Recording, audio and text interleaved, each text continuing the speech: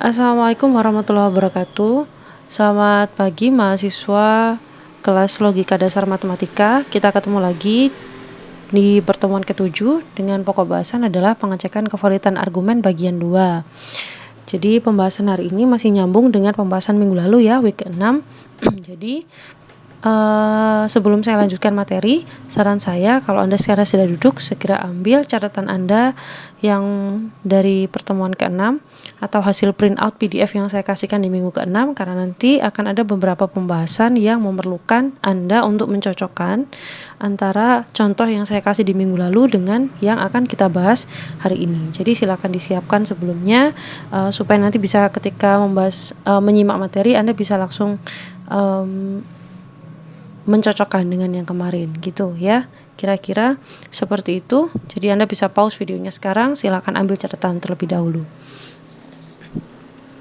Baik, untuk pertemuan hari ini, karena ini judulnya adalah bagian 2, maka otomatis nyambung dengan bagian yang pertama. Seperti yang saya sampaikan minggu lalu, bahwa pengecekan kevalidan argumen itu terdiri atas 3 teknik, yaitu ada teknik normalisasi, teknik tabel kebenaran, dan juga teknik inferensi. Untuk yang teknik pertama, normalisasi sudah kita bahas minggu lalu, jadi sudah saya kenalkan bentuk yang normal itu seperti apa, dan juga teknik untuk mengecek valid atau tidak dengan metode normalisasi seperti apa. Saya ingat kemarin memberikan 2 contoh, satu contoh yang tidak valid dan satunya lagi adalah contoh yang terbukti valid. Nah, kita akan cek kemudian dengan menggunakan 2 metode yang lain, yaitu metode tabel kebenaran, teknik tabel kebenaran dan juga teknik inferensi gitu ya. Nanti kita akan cek masing-masing berikut dengan contoh dan non contohnya ya. Siapkan alat tulis, kita akan masuk di pembahasan yang pertama tentang teknik pengecekan kevalidan argumen menggunakan tabel kebenaran. Ya, kita masuk yang pertama. Saya kasih warna yang berbeda karena minggu lalu kita sudah pakai merah, saya pakai hijau untuk menandakan dan memudahkan Anda ketika belajar besok bahwa yang hijau ini yang tekniknya berbeda. Oke. Yang pertama, penjelasannya terlebih dahulu untuk menggunakan teknik pengecekan kevalidan argumen dengan tabel kebenaran. Step yang pertama sampai step yang ketiga kayaknya masih sama kayak yang kemarin ya, yaitu jika soalnya itu berbentuk kalimat, maka tentu perlu kita ubah ke dalam bentuk simbolik. Jadi argumennya itu kita ubah dulu ke dalam bentuk simbolik. Ya seperti biasa ya, proses yang sudah kita lakukan dari awal, dimisalkan dulu, kemudian ditata bentuk simboliknya, operatornya apa, dan seterusnya seperti biasa ya. Kemudian step yang kedua adalah menentukan metode yang digunakan, apakah pakai langsung atau metode yang tidak langsung. Masih ingat ya, metode langsung sama metode tidak langsung. Kalau yang metode tak langsung itu terbagi atas 2 macam, yaitu kontradiksi dan kontraposisi ya. Tapi kalau misalkan di soal sudah ditentukan, misalkan buktikan dengan menggunakan metode bukti langsung misalkan, ya sudah pakai itu aja cukup, nggak perlu pakai semuanya ya. Tapi kalau nggak ada berarti bebas. Kemudian step yang ketiga adalah menentukan formula lengkap dari premis dan konklusi yang ada. Menentukan formula lengkap itu sama kayak yang kemarin di minggu lalu sudah saya tulis di bagian bawah. Setelah kita rumuskan tiap bentuk simbolik dari premis-premis dan konklusi, kita sambung jadi satu mendatar. Nah, itu namanya formula lengkap dari premis dan konklusi. Kalau itu sudah, maka selanjutnya adalah kita akan membentuk atau menyusun tabel kebenaran seperti yang kita buat dulu di materi-materi awal. Jadi Anda tinggal lihat di sana ada berapa proposisi yang berbeda, ada berapa huruf yang berbeda. Misalkan ada P sama Q, oh berarti cukup 2. Berarti Anda perlu 4 baris ke bawah. Tapi kalau Anda misalkan di sana tertera ada P, ada Q, ada R, berarti kan ada 3 proposisi. Maka Anda memerlukan 2 pangkat 3 baris. Jadi 8 baris ke bawah ya. Kayak materi yang di awal dulu sama. Setelah sudah, kemudian Anda tinggal mengisi seperti kita mengisi tabel kebenaran yang kemarin, jadi urut dari kiri dan seterusnya kayak gitu. Nanti kita coba ya. Kemudian setelah tabelnya itu sudah disusun dan dilengkapi,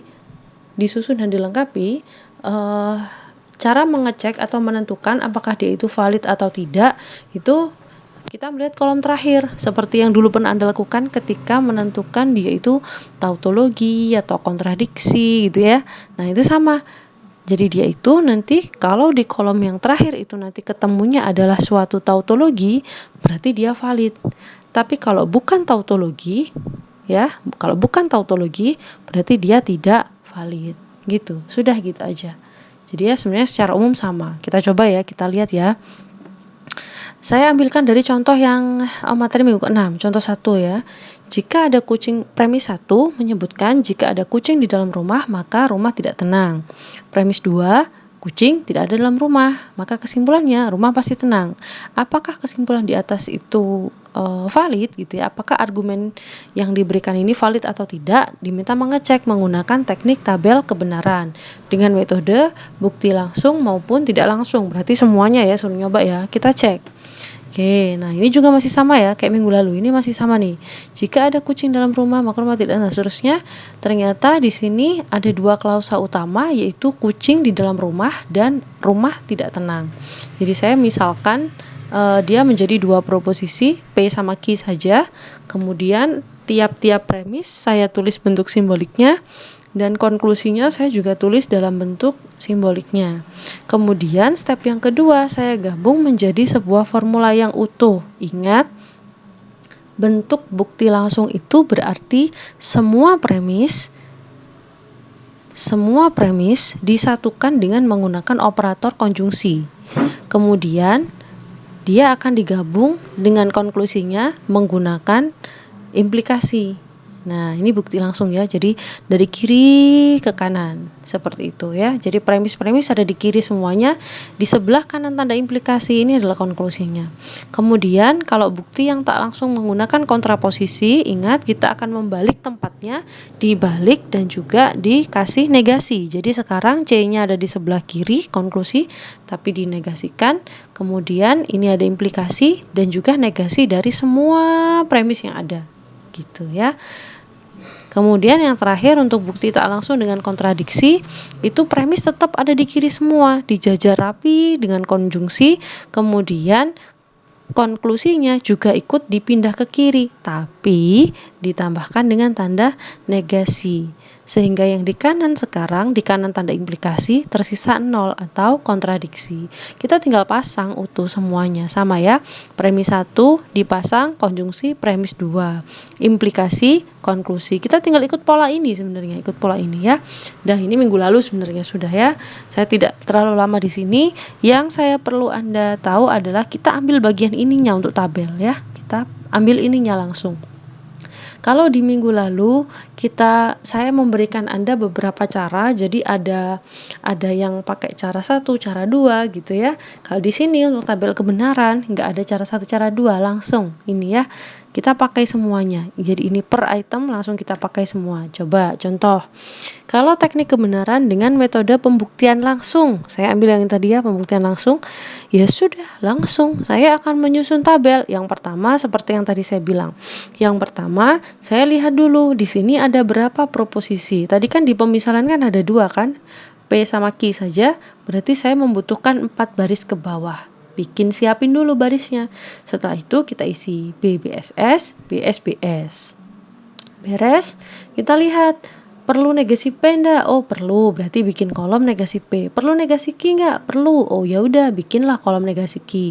Diisi dulu SSBB, SBSB.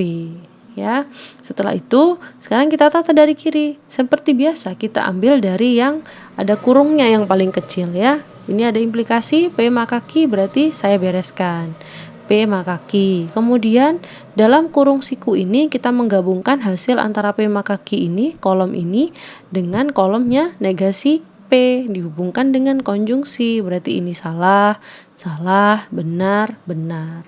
Gitu. Terakhir dengan negasi Q, jadi terakhir dari kolom yang ini dengan kolom negasi Q ini akan kita hubungkan dengan operator implikasi. Jadi kita tinggal lihat dari sini menuju ke sini. Nah, ini.